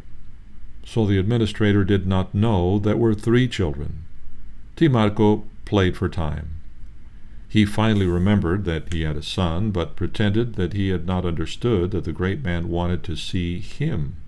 Besides, Senor Administrator, he added, it is 3 leagues from here to our country, and children can't stand walking so far, and they're not safe on a horse or a burro, for they're not used to it. And that's how he remembers the conversation. And I had a good mind to tell him something more. 2 children of that age in court, but I kept quiet. Santos angrily berated him for his negligence, and Antonio for being late. Then he turned brusquely to Lucia. Had she seen a lady at Cova da Iria? Who did she think it was? Was it true that the lady had told her a secret? Well, then, Lucia must tell the secret, and promised never to return to Cova da Iria. Lucia looked straight ahead and said nothing. Will you tell me the secret? He asked again. No. The administrator glared at Antonio, who, sheepish and sleepy as usual, had been standing with his hat in his hand, waiting. You there, do you believe these things over at Fatima? Oh, no, sir, said Lucia's father. All this is just women's tales. And you, what do you say? I'm here at your command, replied the father of Jacinta and Francisco, and my children say the same thing I do. Then you think it's true? Yes, sir. I believe what they say. All the bystanders laughed heartily at this. Di Marto regarded them with unruffled composure. He was not afraid of these small politicians. As for Santos, it was clear to him by this time that nothing was to be gained by questioning these 2 clodhoppers and their stolid cachopa, and he made a gesture of dismissal, whereat one of his underlings told them all to be off. The administrator followed them to the door and said pointedly to Lucia, If you don't tell that secret, it will cost you your life. The frightened child glanced back at the dark, frowning face in the doorway. He looked as if he meant it. It was late in the day when they got back to Aljustrel. Antonio probably betook himself to the nearest tavern to recuperate from the ordeal. Lucia slipped away from the reproachful questions and censorious eyes of her mother and sisters to seek a few minutes of peace at the old well. Francisco and Jacinta were kneeling there, on the stone slabs. Jacinta had kept her promise. They'd been there since morning. Ay, Lucia, she cried, running to embrace her. Your sister told us that they had killed you. One of the older girls had gone out to draw some water, and perhaps had dropped the remark as a jest. Francisco and his sister had taken it seriously. Yet here was Lucia alive and free. They all laughed and gamboled as the cool wind freshened the parched fields, and the lamps of the angels, the stars, began faintly to glitter. The next day, August 12th, was Sunday, but not a very quiet one at Aljustrel. In every village of the Serra, in fact, there was tense expectation regarding what might happen on Monday, the 13th, and pilgrims were already on the march. Whole families of peasants with their wicker lunch baskets and earthenware water bottles, some with blankets wrapped around their necks or packed on their shoulders, to sleep in on the dry grass under the stars. All day these poor wayfarers, and with them a scattering of more prosperous ones in carriages and automobiles, kept arriving at Aljustrel to visit the houses of T. Marto and Antonia Bobora, to ask questions, to take photographs, and to tell the favors they wanted from Our Lady tomorrow. Jobs, love, money, cures, conversions, promotions, all the desires of the human heart were poured out upon the 3 bewildered children. Maria Rosa was almost beside herself. the insolence of these strangers, and the iniquity of a girl who would cause such a commotion with her lying tongue. At one stage of the confusion, Lucia was tempted to accept the invitation of an aunt from Casais, who offered to smuggle them all to her house, and to keep them there until the excitement had blown over. But they had promised Our Lady to be at Covadairia, and they would show up at Covadairia tomorrow, August 13th. Toward evening, the Abobora cottage was completely surrounded by a noisy crowd. In the hands of those people, wrote Lucia, we were like a ball in the hands of a little girl. Each one pulled us in his direction and asked his question, without ever giving us time to answer anybody. In the midst of all this, who would appear but 3 policemen from Orem, to summon them to the house of T. Marto, where the administrator in person was waiting, and to drop more than one dark hint that death might be the penalty for further silence on their part. "Never mind," whispered Jacinta, tightening her pretty lips. "If they kill us, so much the better, for then we will see Jesus and Our Lady." In the interrogation which followed, Santos demanded the secret, and their promise not to return to Covadairia. When the children refused, on the ground that they could not disobey the lady, he took another tack and suggested, with unexpected affability, that after all the man to look into matters of this sort was the Senor Prior, Father Ferreira. He wanted to know whether the parents of the little ones would have any objection to their going to the rectory next morning before keeping their rendezvous at Covadairia. Fatima, after all, was on the way to the place of the apparition. It would take only a few minutes to see the párroco. With this, he took his leave, amid general relief. Early the next morning, T. Marto went out to do some hoeing in a field near his house. The task finished, he returned and began to wash the thick red soil off his hands in preparation for his breakfast. As he was doing this, he noticed that his wife had come into the house and was making stealthy gestures to indicate that he was wanted outside. All right, said T. Marto, continuing to scrub his great calloused hands. Olympia's motions became more frantic. "What's the hurry?" asked the husband. "I'm coming." And in leisurely fashion he began to dry his hands. Before he could finish, the door darkened, and looking up, he saw the administrator of Orem glaring at him. "Ah, so it's you, Senor Administrator." "It's true. I also want to go to the miracle." T. Marto's heart gave a thump. There was something wrong here, for all the gentility of that reply, and he noticed that Santos looked nervous and kept glancing about the cottage, now here, now there, as he went on rapidly, "Let's all go together. I will take the little ones with me in the wagon. See and believe, like St. Thomas. Where are the children, by the way? Time is getting on. You'd better have them called." "It isn't necessary to invite them," answered the other dryly. "They know when they have to fetch the cattle and get ready to go." Just then the children came in, and the administrator, all smiles and benignity, invited them to ride with him to Covadairia. "No, thank you, Senor," said Francisco. "We can all walk all right." "We can walk all right," added Jacinta. The administrator said, "We'll get there earlier this way, and you won't be bothered by people on the road." "Don't put yourself out, Senor Administrator." It was T. Marto speaking. "They can get there all right." "Besides," continued the official, "we'll have more time to stop at Fatima at the house of the prior. He wants to ask them some questions, you know." As none of them could think of an answer to that, the children, with misgivings, piled into the wagon, Francisco sitting in front with the administrator, the 2 girls behind, while T. Marto and Antonio followed on foot. It was only a minute or 2 to the church at the top of the hill.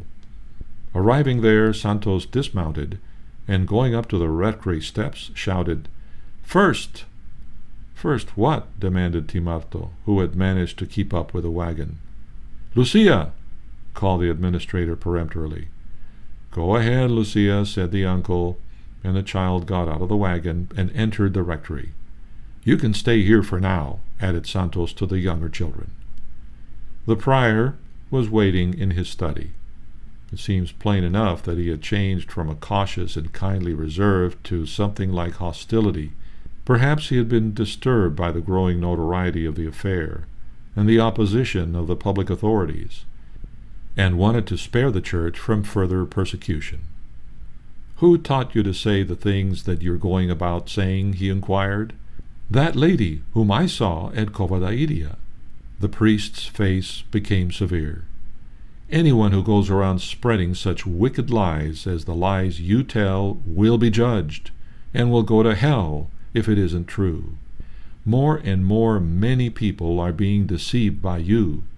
If anyone who lies goes to hell, I will not go to hell," said the 10-year-old Lucia, looking the priest squarely in the eye. "For I don't lie, and I tell only what I have seen and what the lady has said to me. And as the crowd that goes there, they go only because they want to. We don't call anybody." "Is it true that that lady confided a secret to you?"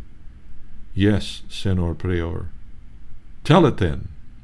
"I can't tell it, but if your reverence wants to know it, I will ask the lady, and if she gives me permission, I will tell you." "Come," interrupted the administrator at this point, "these are supernatural matters. Let us be going." With that he led Lucia outside and brusquely ordered her into the wagon. As the child obeyed, Santos jumped in after her, seized the reins, and cracked the whip. Timarto and Antonio Abobora, wondering what was afoot now, saw the beast turn sharply and bolt down the road, not toward Covadairia, but in the opposite direction. "You're going the wrong way," cried Lucia. "It's all right," Santos assured her cheerfully. "We'll stop and see the prior at Orem a moment. Then I'll take you to Covadairia by automobile. You'll be there in no time." And he threw some blankets or mantles over the 3 children to hide them from the pilgrims, who in growing numbers were trudging along the road toward Covadairia. When the wagon passed out of sight in a cloud of fine white dust, Timarto and his brother-in-law turned and followed the people who were straggling along the highway toward the west. Santos had said he would drive the children to Covadairia, and Timarto may have assumed, with characteristic calm, that for some reason to be explained in due course, the administrator had decided to go by another road. When the 2 men reached the scene half an hour later, they were astonished to find more than 6,000 persons gathered there. Some had come walking barefoot for 3 or 4 days, from distant villages, at enormous inconvenience, to present their petitions to Our Lady. Others had arrived on mules, burros, horses, bicycles, a few in carriages, and some in automobiles. All were asking where the children were, for it was close to noon. Some of them were frightened and ill at ease. They had been told that there was a small extinct volcanic crater near Covadairia, as in fact there was, and that it was a trick of the devil to get these good people all in one place and then have it open up and swallow them in its fiery depths. Others scoffed at this fear. Maria Carrera of Moita, for one, was not going to let such a threat keep her from attending an apparition of Our Lady.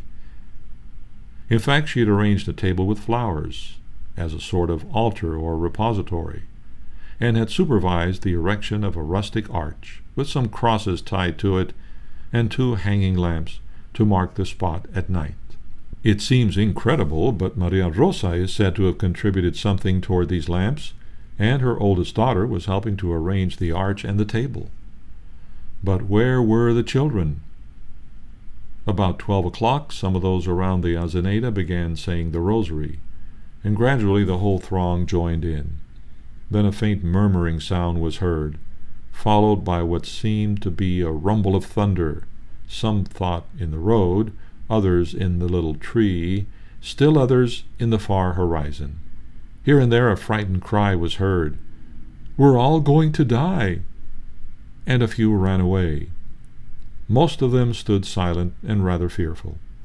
Presently they saw a flash of light, and then far over their heads to the east, something like a little cloud, frail, white, transparent, filmy, that floated slowly down until it came to rest above the Azeneda. A moment later it rose again and melted away into the blue sky.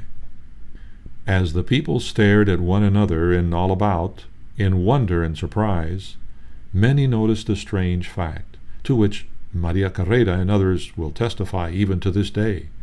Their faces were richly tinted with the various colors of the rainbow, and even their garments were red, yellow, blue, orange, and so on, while the foliage of the trees and bushes seemed like brilliant flowers instead of leaves, and the dry earth itself was checkered with different gorgeous hues.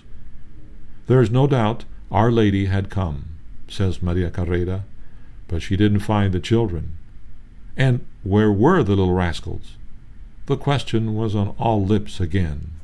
Thus far, Timarto and Antonio had said nothing about the odd conduct of the administrator, and now they saw some people arriving with news that he had taken his prisoners first to the prior and then to his own house at Urim.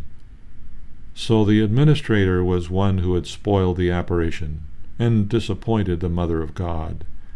And the prior, the crowd at once leaped to the conclusion that the two had conspired together to frustrate them, and as the implications of this suspicion dawned upon the tired minds of those who had walked so many miles to be there, or had given up a day's work and a day's pay to do honor to Our Lady, all the various emotions of reverence, fear, expectation, affection, hope, and curiosity became fused by the subtle alchemy of mob emotion into one tense vibration of human anger.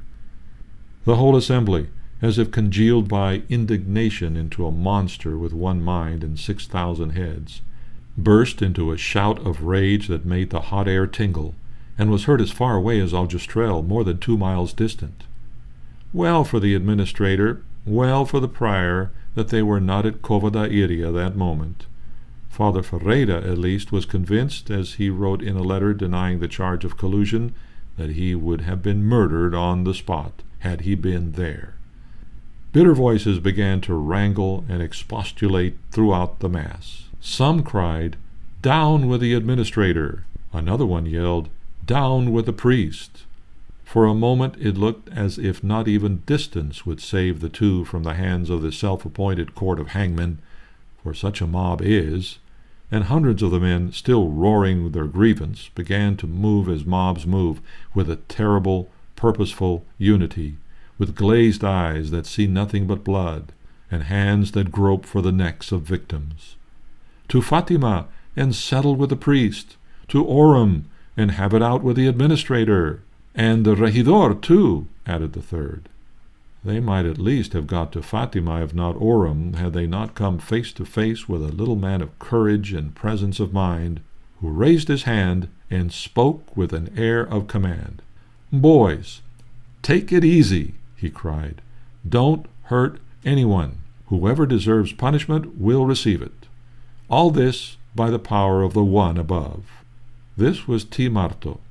That's his recollection of what he said that day. And after a moment of hesitation, the mob wavered, stopped, and began to break up into groups.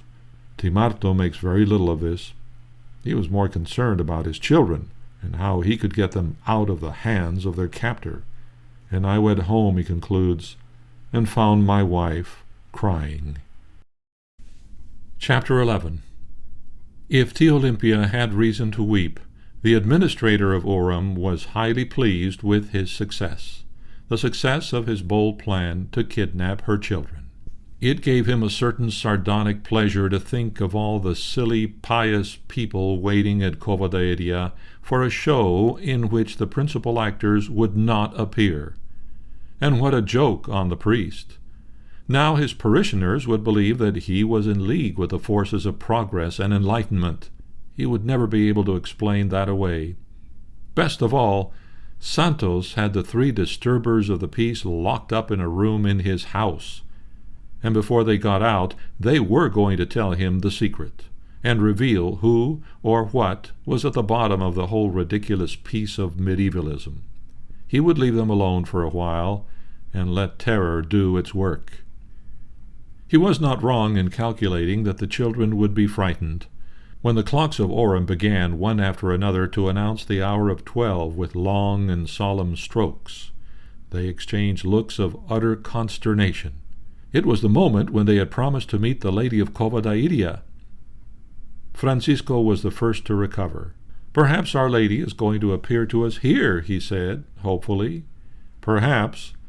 They waited for some sign, a flash of light, a movement, a heavenly voice. But nothing happened. The noonday hour passed, and there was no word from her. Jacinta began to cry. Francisco said almost tearfully, "Our Lady must be sad because we didn't go to Covadairia, and she won't appear to us any more." He glanced imploringly at Lucia. "Will she?" "I don't know." The older girl was stolid and composed again. "I think she will. Oh, I want so much to see her." After that, as Lucia remembers, he was quite animado, quite a little man, taking care of his sister and his cousin. It was Jacinta who burst into tears when the last hope of a visit from Our Lady forsook them. "Our parents will never see us again," she wailed. "They will never hear any more about us." "Don't cry, Jacinta," said her brother. "Let's offer this to Jesus for poor sinners, as that lady told us to do." And raising his eyes to heaven, he made his offering. "My Jesus, it is for your love and for the conversion of sinners." "And for the Holy Father, too," sobbed Jacinta, wiping her tears. "And in reparation for the sins against the Immaculate Heart of Mary." After that, the little girl kept a brave face until nightfall, when the darkness made her think of her mother. The next morning at 10 o'clock, the administrator came to conduct them down to the town hall, where he put them through another long and tiresome examination. The result was the same as before. They insisted that they had seen a beautiful lady, olive white radiance, and that she had told them a secret. And they refused to tell this secret even when he threatened them with life imprisonment, torture, and death. At noon, they were so exhausted that it was a relief to return to the administrator's house, especially when they discovered that Senora Santos had prepared a good luncheon for them. For the administrator's wife, like Pilate's, had more compassion and insight, and seems to have treated the young prisoners with a great deal of motherly kindness. Her husband, on the other hand, was resolved not to let them go without obtaining some sort of confession that would put an end to this unfortunate epidemic of mysticism that they had brought upon the district. He told them sternly that since good treatment and tolerance had no effect, he was going to throw them in jail, and this he proceeded to do. The town Cadea was not a very fragrant or attractive place. Its cells were dark, acrid with old and disreputable odors, full of harsh discordant echoes, and shut in by iron bars from the world of free men. Most of the malefactors, probably pickpockets, cut-purses, drunkards, brawlers, and riff-raff of the taverns of the marketplace, were herded together in a common room. Without ceremony, the 3 children were thrust among them. They shrank away, and went instinctively toward a barred window at one end of the room. Jacinta looked out upon the marketplace of Orem, and burst into tears. Lucia put her arms about her. "Why are you crying, Jacinta?" "Because we're going to die without ever seeing our parents again. I want to see my mother." Francisco said, "If we never see our mother again, patience. Let us offer it for the conversion of sinners. The worst will be if Our Lady never comes back any more. That's what bothers me. But I'm going to offer that too, for the conversion of sinners." Yet even after his brave speech, the boy was tormented from time to time by the fear that the lady might never return, and had to be reassured by Lucia. All that Lucia has recorded about the prisoners is that there were several, and that one of them was a thief, appropriately enough, a sort of good thief in his way. She leaves us to imagine the others. Perhaps one of those mangy beggars so common in Portugal, wrapped in layer after layer of filthy rags, infested with fleas and smelling of the red soil on which they had slept so often. Perhaps a drunkard, reeking with cheap vino. Perhaps a pimp, a cutpurse, even a murderer. Lost and forgotten men, with bloated, unshaven faces, weak or defiant mouths, heavy, sensual, or crafty eyes, hopeless expressions and movements. The ragtag and bobtail of the Serra, the offscouring of Portugal and the world. There must have been something fitting and inevitable about it, like the publicans and wine drinkers who walked with Christ, the two thieves with whom he died. The mere sight of this company was such that whenever the two girls allowed themselves to think about it, they began to cry all over again. "I want to see my mother," moaned Jacinta. "I want my mother." Francisco quieted her as before, asking, "Then don't you want to offer this sacrifice for the conversion of sinners, for the Holy Father, and in reparation for the sins committed against the Immaculate Heart of Mary?" "Yes, I do. The boy knelt on the floor, and as the girls followed his example, he repeated his offering. "O my Jesus, it is for your love, for the conversion of sinners, for the Holy Father, and in reparation for the sins committed against the Immaculate Heart of Mary." Sights and sounds so unfamiliar in that place could hardly fail to attract attention from the other prisoners, and they began one after another to gather around the kneeling group. Presently they were asking questions, good-humored and sympathetic enough, and on learning who the children were and why they were there, they offered various bits of consolation and advice. "The easiest way for you to get out," said one, "would be to tell the administrator the secret, since he wants to know it so much." "But the lady doesn't want us to tell it." "What is it to you whether that lady likes it or not?"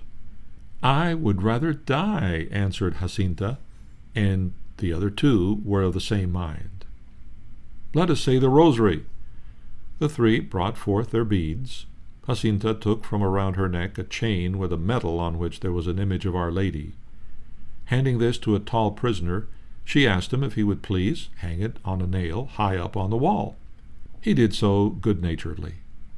All the men watched with curiosity and some amusement as the three knelt on the floor, and earnestly fixing their dark eyes upon the medal began to recite their tercio. "I believe in God, our Father who art in heaven. Hail Mary, full of grace." The sight of the upturned faces and the sound of their high voices repeating the words so familiar in Portugal was more than hardened reprobates could resist. And presently some of the men were on their knees, joining in the responses, while even those who remained standing were mumbling phrases that they had not spoken in many years. Francisco paused and told the men, "When people pray, they're not supposed to keep their hats on." A poor fellow threw his chapeau on the floor. The boy picked it up, laid it on a bench, and went on with the prayer. What memories of childhood, of decent women half forgotten, of broken hopes and dreams unrealized must have passed through some of those unkempt bowed heads that August afternoon. At the end of the rosary, there was a moment of awkward silence as all shuffled to their feet. Jacinta went to the barred window and looked out. She was sobbing again. "Jacinta," said Lucia, following her, "don't you want to offer this sacrifice to our Lord?" "Yes, but when I remember my mother, I can't help crying." This made the prisoners feel uncomfortable. They had all taken a great fancy to Jacinta. One of them remembered that he had a harmonica that he had concealed somewhere about his person. He took it out, no doubt giving it the preliminary caresses with which harmonica players warm up their instruments. He pursed his lips and blew his best.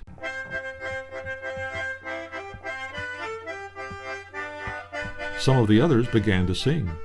Soon they were all feeling very jolly, for music can unlock or close the gates of sorrow. Jacinta's eyes were dry now. Perhaps they even sparkled a little with interest when one of the prisoners asked if they knew how to dance. We know how to dance the fandango, and the vida too." And in memoir number 1 that she wrote in 1936 on page 18, Jacinta was thereupon the partner of a poor thief who found her so small that he ended up by dancing with her around his neck. Soon everyone was in hilarious motion. The room shook with the shuffling and thumping of hobnail boots, the hoarse singing of voices off key, the in-and-out wheezing wail of the harmonica.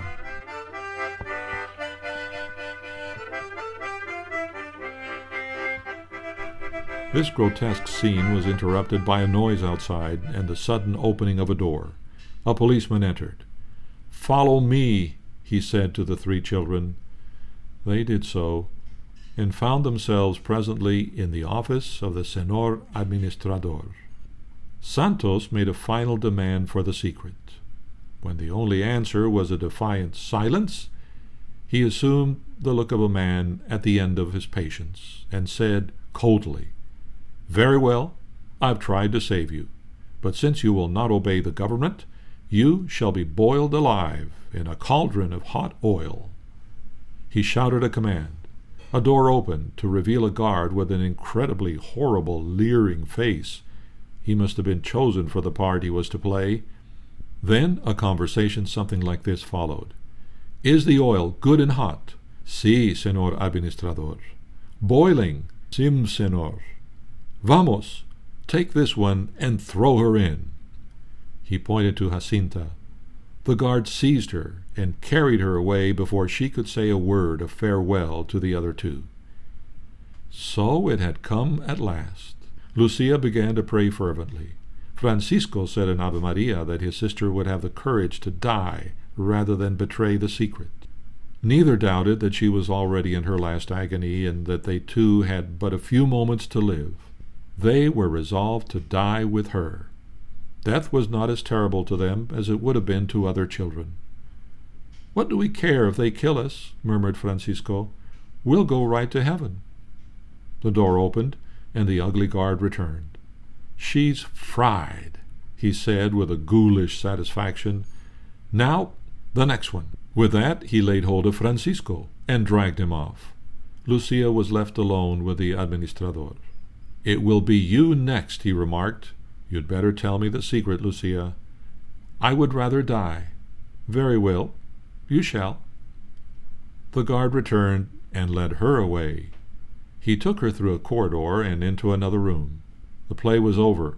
The tragedy had turned into a farce.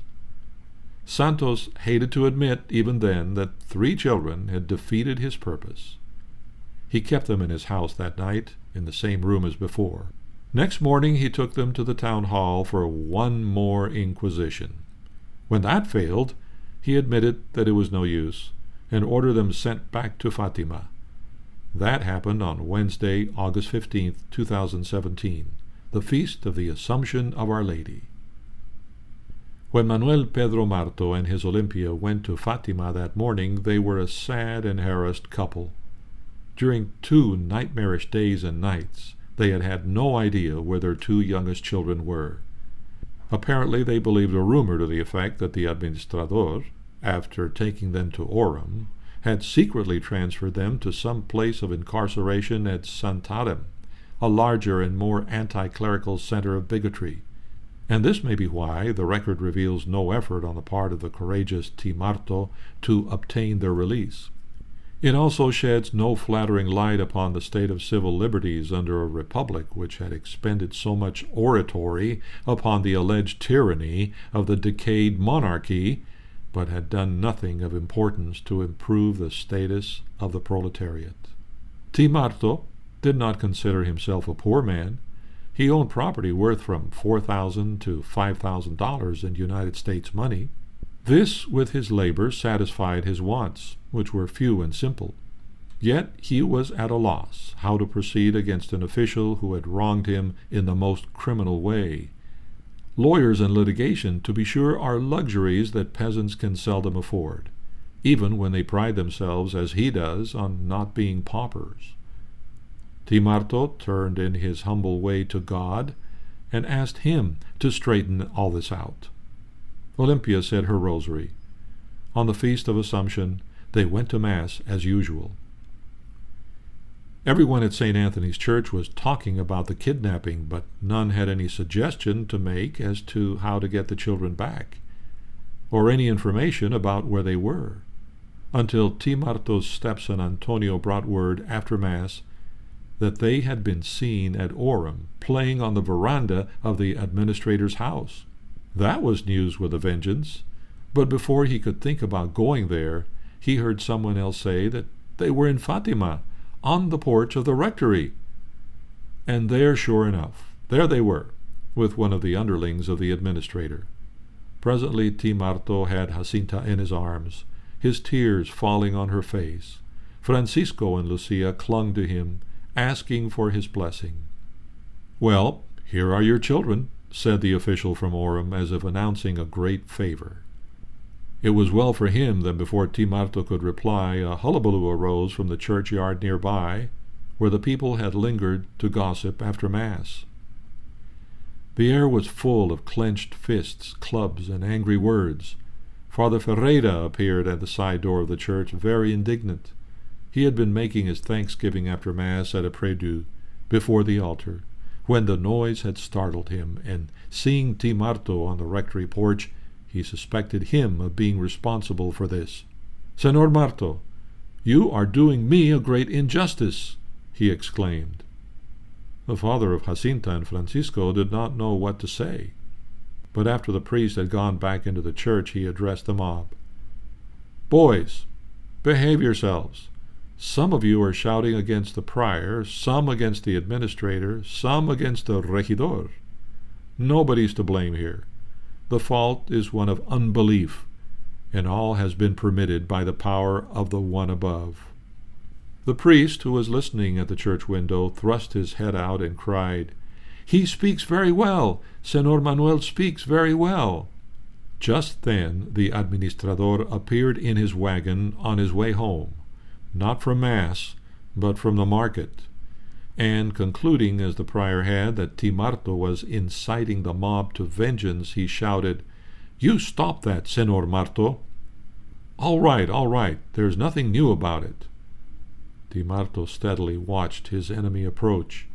He saw something else that the blacksmith had not noticed. Some of the young men in the crowd had caught sight of him, and armed with clubs and staves, they were advancing upon him from the rear. Santos addressed the father of Jacinta and Francisco almost jovially. "Senor Marto, come and have a glass of wine with me." "No, thank you, much obliged." Then, according to Marto's account, he saw the young fellows with bludgeons closing in about the administrador. Something had to be done at once if bloodshed was to be prevented. T. Marto quickly stepped up to the side of Santos and said, "Well, with regard to your invitation, perhaps I will accept." Agreeably surprised and wholly unaware of the danger he was in, the administrador took his arm, and they crossed the churchyard and the highway toward a little wine shop near the gate of the cemetery.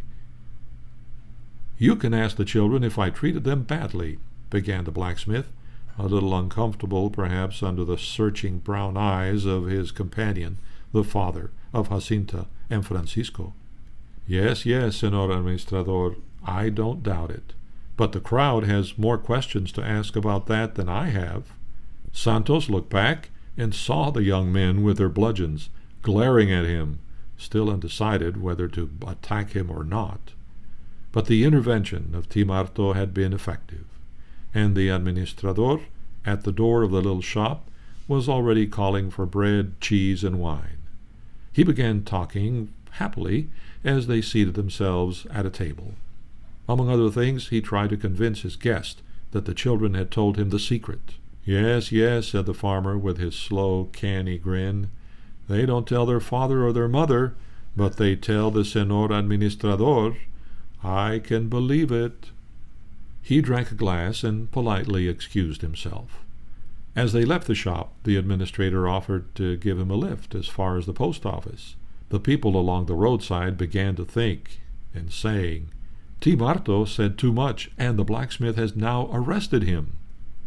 Meanwhile, Lucia and her cousins, followed by a few curious stragglers, had gone to the scene of the apparitions 2 miles away, and they did this, as Timarto remembers, before they went home.